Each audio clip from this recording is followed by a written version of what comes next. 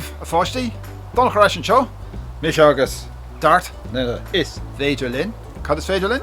Is féidir linn an scéil seo a léamh le chéile, féach.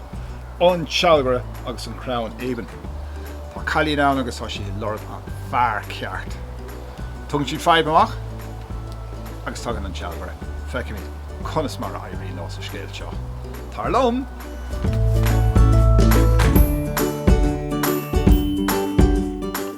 Sealgaire agus an Crann Éabainn. Céad ailgethe ag Moon Mountain Publishing, Rhode Island, faoin didal The Hunter and the Ebony Tree. Nelde le tíf, a scrí agus a washing, be I úna ní chrothóir a rinne an legan Gaeilge, agus be é an gúm a dailsigh. Sealgaire agus an Crann Éabainn. Ach níl mo chun tús. Tá chun doch ag deir leir agus an písa seo a léamh a dús spáir a fech. Focail ón Údar. Legan é an Sealgaire agus an Crann Éabainn de scéil a chúla méid trá a bhí mé mar chónaí in iarthar na hAfraice I boblacht na Nigeria fech sin tír buíonn sin. Lár na iarthar na hAfraice fech. Sean chi nó grit mar thugann a muintir féin orthaí a duine an scéil sa tsarmis, teangan na tsarmach. Haféid mé an scéil agus daistre carlam ó tsarmis go Frankis ina dhí sin é. Suas leis an garthú cuid de phobal na Nigeria is tsarmig iad agus tá baint mhór acu le rialú na tíre. In iarthar na Nigeria a chónaíonn siad ar bhruach abhainn na Nigeria agus in Mali agus in Ménín. Rá hir atá búilte ar an néigear. Tá sin den áha mór abhainn na Nigeria, agus ten sin mór hímpel mar sin, cásan sé agus isteach sin sa bharraigh an sin leis. Fech sin áid nó bhfuil cónaí ar na daoine seo, na tsarmig. Agus sin Bénín, agus Mali, agus in Niger. Bhí cáil ar na tsarmig trá den scéil mar léachra fíochmhara. Is fearmóirí go leordíobh sa lá atá inniu ann, séithríonn siad muléad, sorghum, arúr agus pís na talún I dalta tirme an sahel. Áitimín an teocht os cían 43 Celsius, nó 110 Fahrenheit, forbhar na bliana. Pá, sin, the. Wow. Cuid de mhór grúpa etnach san Afric hir ar a dtugtar na songaí, iad an pobal tsarmach. Canúnt de hanga na songach I an tsarmis. Tá breis agus nócha fón géad de na tsarmig gan léamh ná scríomh acu, agus sin é an fá a bhfuil fíor hábhacht ag baint leis an grit. Céimh nóirí na seanachal sa chultúr. Tá sean na sa tsarmis. An té a chluisean deachaint, caithfidh sí I a rá athúr. Nelde le tíf, sin in Afric, fech. Agus na tír, agus sin áid bhfuil na tsarmis sin na gcónaí. So nis, tosáid muid an scéil futhub. So, an Sealgaire agus an Crann Éabainn. Fech an Crann mór sin.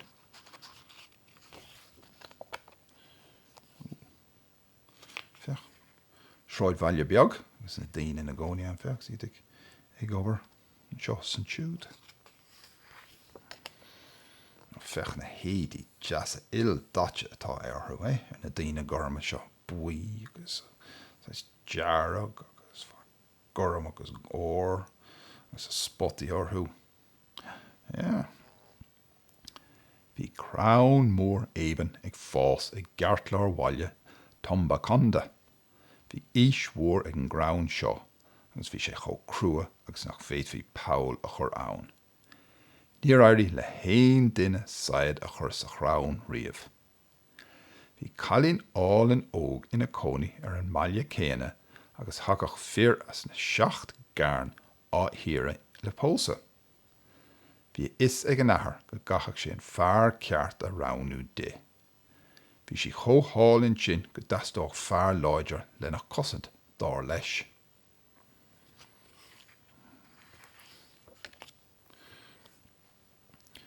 Má bhí an iníon álainn, bhí si stúma chomá. Déis sí lena hathair agus ag múinú an scéil dé. Nor bhí deire ráite aige siise. Ní leor dar a bheith láidir má tá lánún le bheith sonna seanmhar. Nor chonig an cailín gur áras a hathair dúirt sí, a athair. Churmach an scéil go bólsaigh mé an fearr a bheith an saighead a chur sa Crann Éabainn. Fech an mert acu caint le chéile. Fech an héadí álainn an ban gorm. Gus éadí deas a hathair freisin.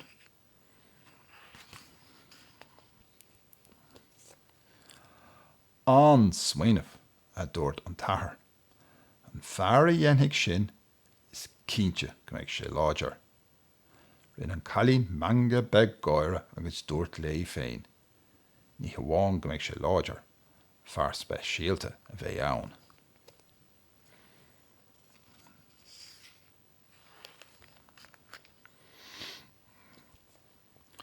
Scapag an scéil fud na tíre. Tháinig na fir ina scórtha agus iad go léir ag éirigh gasce a dhéanamh. Bhí gach uile chinál bua acu. Cuid acu tram, cuid acu éitrim. Ach ní raibh maith ann. Bréiseach na saighead go léir an grán. Ach níor thuais go fearr amháin imthe agus díomá ná fearr eile take agus é lán do róchas go nairóch leis féin. Fechar agus an saighead go léir. Agus níor imig fiú an ceann amháin isteach sa chrán.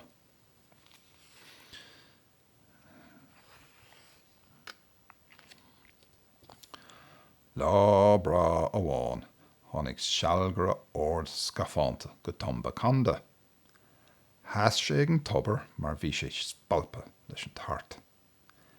Cé bhí an sin ribhe agus ag tarraingt isce ach an cailín álainn óg.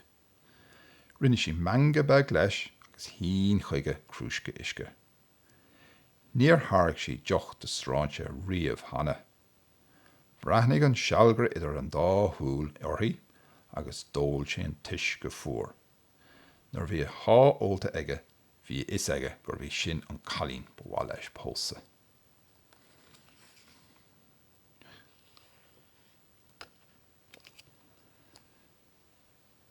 Dimig an cailín óg lé. Dúirt an sealgaire le duine do bhuachal ina háite. Sin í an bhean a phósadh mé. Cé lei sí nó cáhfuil a hathair. Rinne buachal gáire agus hín sé méir I drón Crann Éabainn. Rinne chóir, ní cáil dit í ire a hathair. Ní le déanamh agat ach saighead a chur sa Crann Éabainn úd hail. Ach sin rud nar éirí le héin duine a dhéanamh go dtí seo. Anon leis an sealgaire chuig an grán agus bhreathnaigh sé go grín é. Ní gheabhaigh saighead isteach sa chrán sin a dúirt sé leis féin, ach múnan gá sheift. Fechar caint leis an múchal, gus an múchal. Ará leis gur bheith sin an crán, a lár a bhaile. Dimig sé leis thóir a charad an cnagara. Bhí is ag an sealgaire go bhféadfadh sé bra an gnagara. Nor bheith féin a thug an cnagara sláán ó seabhach blianta beag a ribhe sin. Chúla sé an cnagas na crainn ó sa chin agus leabhar sé an ard a gotha. A chnagara, a dúirt sé, tá go nó agam dit, an dhéithing tú gar dom. Céir de éitoch mé a dhéanamh, díomhraigh an cnagara de. Thuirling an cnagara an ngéig a bísle agus bhínig an sealgaire a heft dó. Nuair bhí a chuid ráite ag an sealgaire, dúirt an cnagara go rachaigh sé go fada le baile tomba canda leis. Agus í caint lena chéile. Agus ag socrú an sheift. Nead a cén sheift atá aige. Bhí muintir an bhaile ina sábh chola faoi tholas geal na gealaí nuair a rinne an cnagara Pál mór dain sa Crann Éabainn. Agus ag obair an sin, Pál. Ná leagad díothú a charan na garad san sealgaire leis. Deitiúil an cnagar leis faoi tholas na gealaí ag déanamh ceil díreach a chránn féin a rís. Sin sheift mánach, Siúd leis an sealgaire an sin thóir an dúan ala. Ba chara mór leis an dúan ala freisin. Idir gá chránn ag sníomh leis ar a dhéal a bhí an dúan ala nar a tháinig an sealgaire air. A dhúan ala tá gnó agam díot, an dhéanfaidh tú gar dom. Bhínig an sealgaire an teif dó. Cheall an dúan ala go glúdóch sé an phóil sa Crann Éabainn le téide míne siade. Ní bheith is ag éon duine go phóil sa Crann nor bheith mise ré leis, a dúirt sé leis an sealgaire. Sé caint leis an dúan ala mór sin. Cóirte maithe ag nach bhfuil.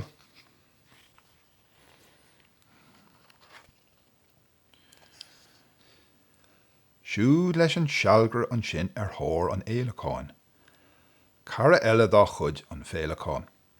Is minic a thagach sé isteach i motháin an sealgaire.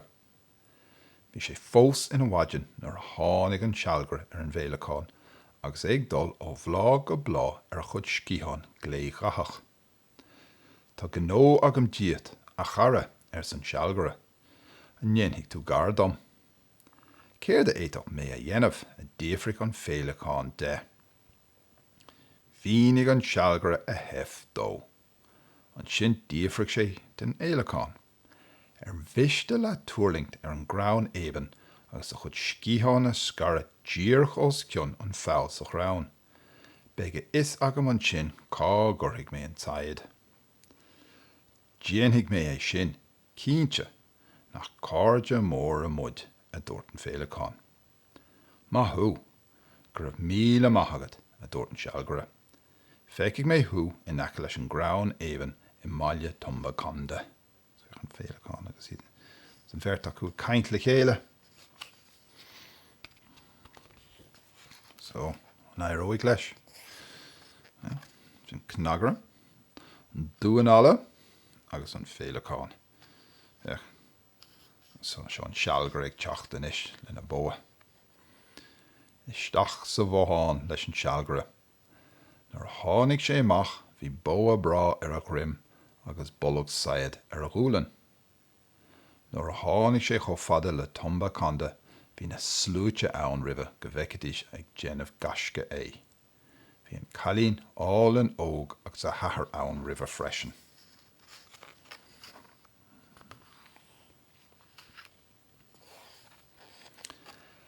Has an sealgaire fithe coscéim siar ón Crann. Chur sé saighead ina bhóa go maol tóiste. Tharraing sé siar an sinní a irid agus a déad sé, agus dhíorigh sé ar an spot a bhí díreach faoi bhun scíthán an éalacháin. So sin, díreach an sin, gan í echtar aon rud. Brenn dua an ala obair is fechan a daoine go léir. Seasamh mór hímpel ag breathnú air.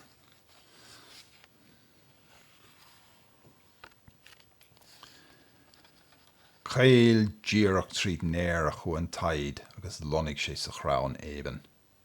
Bhí íontas an tail mhór ar winter an bhaile agus thosaigh siad a cainteach le chéile. Sé an sealgaire rinne an bart, sé an sealgaire rinne an bart. Chur sé saighead sa Crann, sé an sealgaire an fearr ceart. Rinne an cailín álainn óg manga gáire. Chroch a hathair a chud láimh san air agus dógur go lúchóireach an ard a gatha, anas go glisfí a géin is a gongar é. Sa dearra hir hail tá fearr céalaigh me inín atá chomh maith le féin.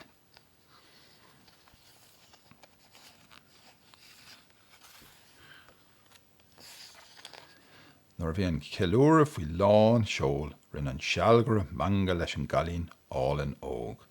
Dúirt sé, a grágheall mo chrí, níl feib nach féidir a réiteach ach sheift wa a bheith agad, agus cáirde díalse. Dúan ala, féalacháin agus an cnagar. Féach cóise jazz, Bin é. bin nóid as a dagan an scéil. So, súlan gur hachan an scéileh, scéil deas ón Afraic, agus tá mid snú scéil nua léamh amach an seo. Fáinnig is slán.